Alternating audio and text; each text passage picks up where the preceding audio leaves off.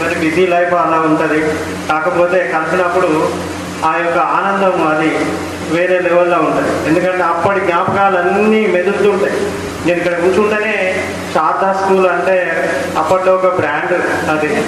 ఎందుకంటే ఆ రోజుల్లో సార్ ఎంతో కష్టపడి ఆ స్కూల్ను మెయింటైన్ చేసాడు. అది ఇండ్ల మధ్యలో ఉండేది. 500 స్ట్రెంత్ మెయింటైన్ చేసింది. స్ట్రెంత్ కూడా బ్రహ్మాండంగా ఉండే, రిజల్ట్ కూడా బ్రహ్మాండంగా.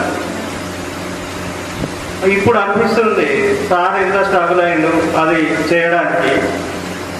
శేఖర్ సార్ చిన్న సార్ అయితే శిశు తరగతిలో ఫస్ట్ ఆల నుంచి తర్వాత గుణితాలు, ఒత్తులు, 2 అక్షరాల పదాలు, తర్వాత వాక్యాలు నేర్పించి వాళ్ళ బ్రహ్మాండమైన బేసిక్ తీసుకొచ్చింది.